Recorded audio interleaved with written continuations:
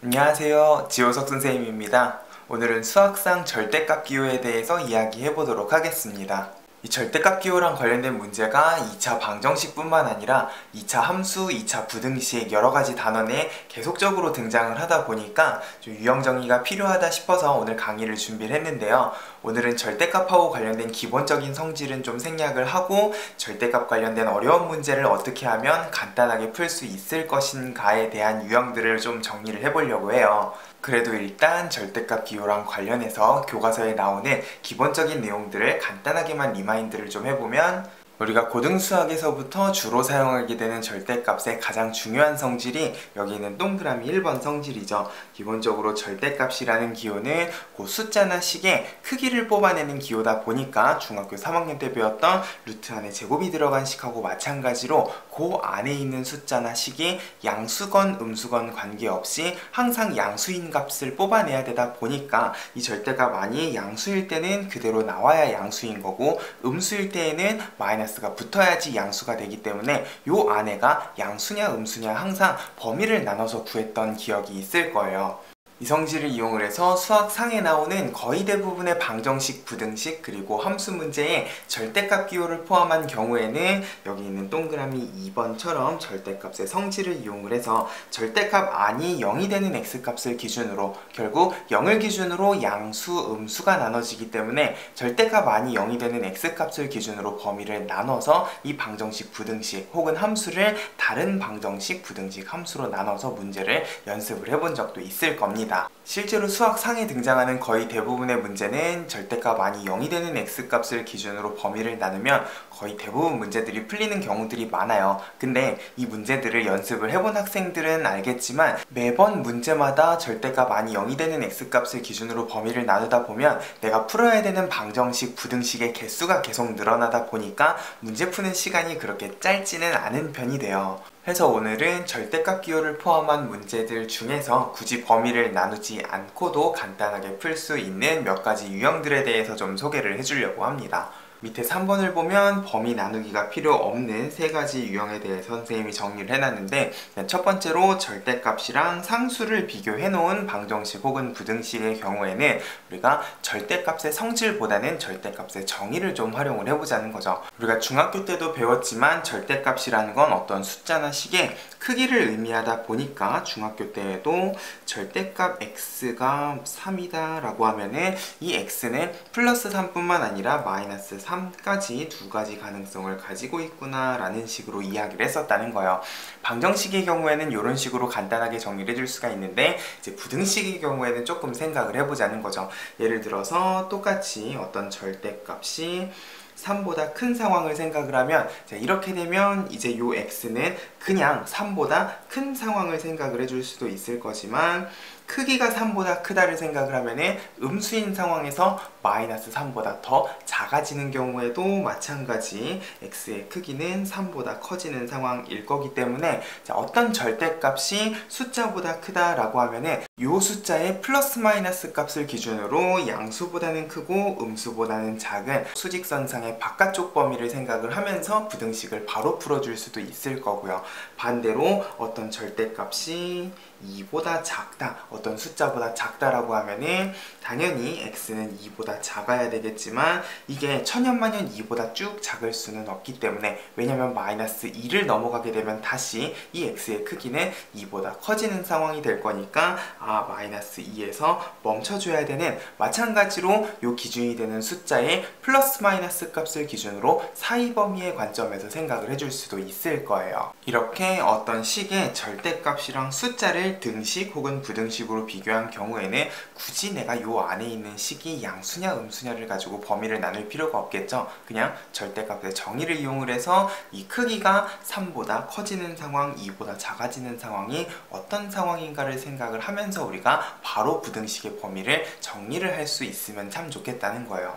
이거랑 관련해서 일단 예제 레벨 1에 있는 두 문제를 풀어볼 건데, 실제로 여기 괄호 1번, 2번에 나와 있는 문제가 시중 문제집에서는 상난이도의 나름 어려운 난이도의 문제예요. 왜냐면 이거를 그냥 절대값 아니 0이 되는 x값을 기준으로 범위를 나눈다고 생각을 하면 1번 같은 경우에는 x는 1을 기준으로도 한 번을 나눠야 되고, 그렇게 해서 얘가 그대로 나왔을 때 마이너스가 붙어서 나왔을 때 두 개의 범위를 더 나눠서 정리를 해야 되다 보니까 실질적으로 괄호 1번을 내가 범위를 나누겠다고 하면은 총 4개의 범위로 나눠야 되는 그런 상황이 발생을 하게 된다는 거죠. 근데 이런 경우에 그냥 바깥에 어떤 절대값이 3보다 작거나 같다라는 성질만 생각을 하면 안에서부터 들어갈 게 아니라 바깥에서부터 정리를 한번 해보자는 거예요. 일단 요 가장 바깥에 있는 절대값 안쪽에 이만큼을 통째로 그냥 하나의 식 A라고 생각을 하게 되면 어떤 절대값이 3보다 작거나 같다는 건 일단 그 절대값 안에 들어가 있는 요 부분이 전체적으로 3보다 작거나 같으면서 마이너스 3에서는 멈춰줘야 되는 이런 범위를 가지겠구나 라고 생각을 해줄 수가 있을 거고요. 그러면 가운데 식의 마이너스 2는 각변에 그냥 플러스 2만 더해줘도 되겠죠? 결국 절대값 x-1이라는 애는 마이너스 1에서부터 5 사이가 될 건데, 자, 여기에서 우리가 한 가지 명심해야 될 건 절대값은 크기이기 때문에 항상 0보다 크거나 같다는 점을 생각을 하면 절대값은 어차피 마이너스 1보다는 크거나 같을 거라는 거죠. 이 부분은 항상 성립하는 부분이기 때문에 우리가 부등식을 풀 때 범위를 고려할 대상이 아니다 라는 걸 생각을 하면 다시 얘는 절대값이 5보다 작거나 같다 하는 부등식이 될 거고, 그러면 다시 이 절대값 안에 있는 x-1이라는 거는 크기가 5보다 작거나 같기 때문에 결과적으로 5보다 작거나 같으면서 마이너스 5보다는 크거나 같은 사이 범위를 가지게 될 거다. 궁극적으로 x는 다시 각변에다가 플러스 1을 해주면 마이너스 4부터 6 사이에 있는 범위를 가지겠구나를 굳이 내가 범위를 4가지로 나눠서 복잡하게 생각을 할 필요도 없는 문제라는 거예요. 비슷한 느낌으로 괄호 2번도 내가 이 절대값 안에 있는 x제곱 마이너스 2가 양수일 때 음수일 때 범위를 나누겠다고 하면 괄호 1번처럼 그냥 단순히 1을 기준으로 1보다 크다 작다가 아니라 다시 요거가 양수가 되는 혹은 음수가 되는 범위를 2차 부등식의 형태로 풀어야 되는 번거로움이 있다는 거죠. 근데 이 문제 같은 경우도 지금 절대값과 숫자 2를 비교해 놓은 상황이기 때문에 그냥 요 절대값 안에 있는 x제곱 마이너스 2가 크기가 2보다 커지는 상황을 생각을 하면서 아까 전에 우리가 얘기했던 것처럼 x제곱 마이너스 2 절대값 안에 있는 요 식이 그대로 2보다 큰 경우 혹은 마이너스 2보다 작은 경우 두 가지 상황을 생각을 해주면 될 거예요. 그러면 첫 번째 경우는 x제곱이 4보다 큰 상황이기 때문에 플러스 마이너스 2를 기준으로 마이너스 2보다는 작고 2보다는 큰 상황을 생각을 해줄 수가 있을 거고요. 두 번째 경우는 마이너스 2가 날아가고 나면 x제곱이 0보다 작아야 되는데 제곱은 0보다 작을 수는 없기 때문에 이쪽에서는 해가 나오지 않겠구나. 결국 나는 요 2차 부등식 부분만 간단하게 풀어도 어렵지 않게 해를 구해줄 수 있는 상황이라는 거죠. 어떤 느낌인지 알겠나요? 이 두 문제 같은 경우는 범위를 나눠서 풀어도 아마 답은 똑같이 나올 거지만 이 범위를 나누는 과정이 간단하지는 않기 때문에 절대값하고 숫자를 비교해 놓은 상황이면 굳이 범위를 나누지 않고도 풀 수 있는 연습이 되면 참 좋을 것 같아요. 그 다음 두 번째로 선생님이 범위를 나누지 않았으면 하는 유형 중에 하나가 동그라미 2번에 있는 절대값 x를 포함하고 있는 2차식의 경우예요. 이 경우에는 절대값 안이 복잡한 식이 아니라 그냥 x만 단독으로 들어가 있는 경우에 x제곱을 같이 포함하고 있는 2차식인 경우 마찬가지로 범위를 0보다 크냐 작냐로 나눠서 풀 수도 있겠지만 이 경우에는 위에 있는 절대값의 성질 중에서 이 성질을 좀 이용을 해서 간단하게 정리를 할 수 있으면 좋을 것 같아요. 기본적으로 절대값은 그 숫자의 크기라 그랬기 때문에 절대값을 붙인 상태에서 제곱을 하나 그냥 a를 제곱을 하나 제곱은 마찬가지로 양수 음수 구분 없이 양수를 만드는 계산이다 보니까 그냥 x제곱이 들어가 있더라도 얘를 내가 절대값 x제곱으로 바꿔서 적는다고 해도 크게 상관이 없는 상황일 거라는 거죠. 그러면 이 경우에 내가 x제곱까지 절대값 x의 제곱으로 바꾸고 나면 절대값 x, 절대값 x 공통 부분을 포함하고 있는 치환을 이용을 해서도 이 2차식을 간단하게 정리를 해줄 수가 있을 거예요. 이 두 번째 유형 같은 경우에는 이 절대값 x를 포함한 2차식을 가지고 우리가 2차 방정식 문제도 풀 수 있을 거고 2차 부등식 그리고 2차 함수랑 관련된 여러 가지 문제를 풀 수가 있을 건데, 선생님은 오늘 레벨 2 문제에서 일단 여러 가지를 좀 한꺼번에 설명하기 위해서 2차 함수랑 관련된 최대치수 문제를 들고 와 봤습니다. x의 제한 범위가 주어져 있는 상황에서 2차 함수의 최대치수 값을 찾아야 되는 상황이에요. 아까 전에 얘기했던 것처럼 이 절대값 x 안이 0이 되는 0을 기준으로 양수, 음수를 범위를 나눠서 두 개의 2차 함수를 따로 그려서 최대치수를 구해줄 수도 있겠지만, 자, x제곱은 절대값 x를 제곱한 거랑 결과적으로 같은 의미를 가지고 있다 보니까 일단 내가 x제곱을 절대값 x의 제곱으로 고치게 되면 결국 얘는 이런 느낌의 절대값 x를 공통 부분으로 하는 2차 함수라고 생각을 해줄 수가 있을 거고요. 그러면 내가 여기에서 절대값 x를 t로 치환을 했다라고 하면은 이렇게 t에 대한 2차 함수를 만들 수도 있겠죠. 그러면 2차 함수의 최대치수는 결국 y의 최대치수이기 때문에 내가 이 t에 대한 2차 함수를 풀어도 상관이 없는 상황일 거예요. 근데 우리가 치환을 해서 최대치수를 구할 때에는 항상 치환한 놈의 제한 범위도 좀 생각을 해봐야 될 건데, 자, x가 마이너스 2부터 3 사이에 존재하는 상황에 그러면 내가 t로 치환한 절대값 x의 범위는 어떻게 될 것인가를 생각을 하면 또 아무 생각 없이 마이너스 2에다가 절대값을 붙여서 2랑 3 사이라고 하는 게 아니라 x는 0부터 3까지 0부터 마이너스 2까지를 전부 다 포함을 하고 있기 때문에 이 t의 범위는 아마 0부터 시작을 해서 양수값의 범위를 이렇게 가지고 있는 상황이겠구나 를 생각을 하면 이제 여기 있는 t에 대한 2차 함수를 이런 식으로 표준형을 만들어 줄 수가 있겠죠. 결국 이 2차 함수는 t가 마이너스 1일 때 최소값을 가지고 있어야 되는데, 안타깝게도 지금 t의 범위가 마이너스 1을 포함을 하고 있지 않다 보니까 여기에서 최소라고 이야기를 해줄 수는 없는 상황일 거예요. 결국 최대 최소는 t가 0일 때랑 3일 때 양 끝값에서 나오겠구나 라는 것까지 파악을 해주고 나면 최소값은 0을 집어넣었을 때 마이너스 3, 최대값은 3을 집어넣었을 때 10이겠구나, 결국 최대 최소값의 곱은 마이너스 36이겠구나 하고 답을 어렵지 않게 찾아줄 수가 있을 거예요. 어떤 느낌인지 알겠죠? 이 경우에도 마찬가지로 절대값이라는 건 항상 양수값을 가지는구나 라는 점을 조심을 하면서 치환을 해서 범위를 굳이 나누지 않고도 최대치수값을 찾아줄 수가 있는 상황일 거고요. 만약에 여기에서 내가 y자리에다 0을 집어넣고 2차 방정식을 이런 식으로 만든다 라고 하면은 어차피 x제곱은 절대값 x로 치환을 할 거니까, 자, 내가 이렇게 2차 방정식을 푸는 상황도 같이 한번 생각을 좀 해볼게요. 그러면 이 경우에는 이번엔 인수분해를 해줘야 되는 상황이기 때문에 플러스 3, 마이너스 1 이런 식으로 인수분해를 하고 나면 결국 절대값 x가 마이너스 3이랑 1인 상황이 발생을 하는데, 마찬가지로 절대값은 양수기 때문에 마이너스 3은 될 수가 없을 거고, 결국 절대값 x가 1이 되는 x는 플러스 마이너스 1만 우리가 해라고 생각을 하면은 이 경우도 마찬가지 0을 기준으로 양수냐 음수냐 범위를 나눌 필요가 없는 방정식 문제라고 생각을 해줄 수가 있을 거예요. 그래서 절대값을 포함한 2차식 문제에 복잡한 절대값이 아니라 그냥 절대값 x만 이렇게 포함되어 있다 라고 하면은 오히려 x제곱을 절대값 x제곱으로 바꿔서 치환을 이용을 해서 방정식, 부등식 그리고 최대최소 문제를 풀어줄 수 있으면 참 좋을 것 같아요. 그리고 오늘의 마지막 세 번째 유형은 이렇게 절대값 여러 개를 줄줄이 더해놓은 꼴의 식을 이용한 방정식, 부등식하고 관련된 문제예요. 이 유형 같은 경우에는 범위를 나누기는 나눠야 되는데 이 범위를 나눠서 각각의 방정식, 부등식을 푸는 게 아니라 결국 방정식의 해는 그래프의 교점이고 부등식의 해는 그래프의 위, 아래를 가지고 판단해 줄 수 있다라고 우리는 수학상에서 배웠기 때문에 여기 있는 방정식, 부등식을 실제 방정식, 부등식이 아니라 그래프를 이용을 해서 풀 수 있는 방법도 한번 고민을 해볼 겁니다.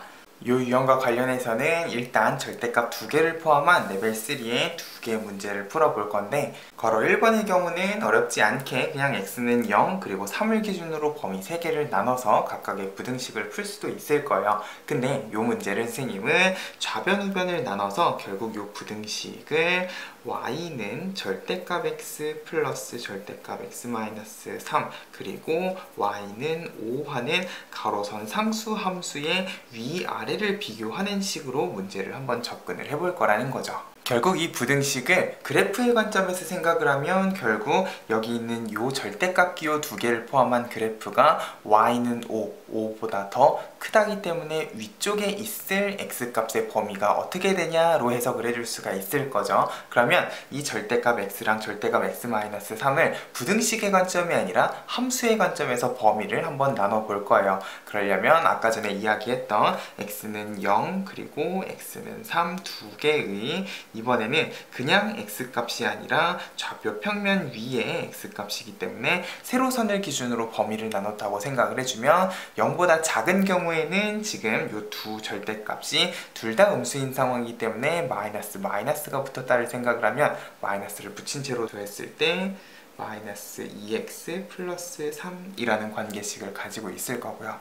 그리고 0하고 3 사이에서는 얘는 양수가 됐지만 얘는 아직 여전히 음수기 때문에 얘는 그대로 얘는 마이너스가 붙어서 나오면 이 경우에는 그냥 y는 3 하는 가로선 직선의 형태로 그래프가 그려지겠구나. 3보다 큰 경우에는 둘 다 양수기 때문에 둘 다 그대로 나와서 더해지게 되면 2x-3이라는 관계식을 가지겠구나. 결국 점선을 기준으로 가장 왼쪽은 기울기가 마이너스 2인 이런 직선을, 그리고 가운데는 상수함수, 제일 오른쪽은 기울기가 2인 이런 직선의 그래프를 가지겠구나를 생각을 하면 지금 여기 아래쪽에 있는 y값이 3이기 때문에 결국 여기 있는 가로선 y는 5는 요거보다 두 칸 위쪽에 이런 식으로 y는 5가 그려질 것이다 라고도 생각을 해줄 수가 있을 거예요. 그러면 결국 여기 있는 절대값 그래프가 5보다 더 위쪽, 그리고 같은 값을 가지려면은 여기 있는 두 교점을 기준으로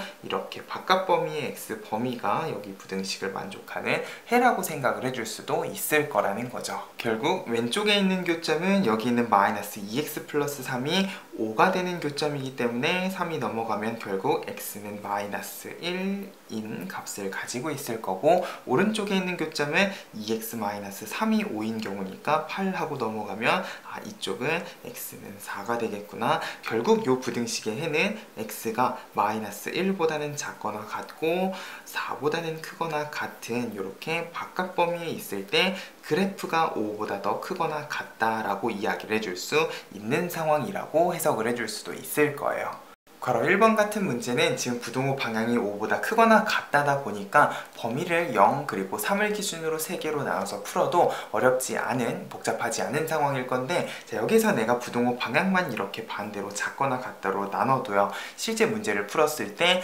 0보다 작은 범위, 0하고 3 사이 범위, 3보다 큰 범위를 전부 다 다시 취합을 해서 범위를 합치는 작업까지 생각을 해줘야 되는 상황이 발생을 하겠죠. 그래프를 그려봐도 5보다 작거나 같은 범위는 지금 마이너스 1부터 4까지가 쭉 연결되고 있는 상황인데, 이걸 부등식을 세 부분으로 나눠서 푼다고 하면은 결국 각각의 범위에 대한 부등식의 해를 쭉 연결을 해주는 작업까지 우리가 생각을 해줘야 되는 상황이기 때문에 상당히 번거로운 상황일 거예요. 해서 부등식의 해는 그래프의 위아래를 가지고 판단을 해줄 수 있겠구나를 생각을 하면서 괄호 2번도 같이 한번 연습을 해볼게요. 이 경우도 그냥 문제를 풀겠다고 하면 1을 기준으로 마이너스 1을 기준으로 범위를 3개를 나눠서 풀어도 될 건데, 이 경우는 지금 숫자 부분이 미지수 k이다 보니까, 그리고 해를 갖도록 하는 실수 k 값을 찾는 미정계수 문제다 보니까 범위를 나눠도 쉽지 않은 상황이라는 거죠. 해서 이 경우도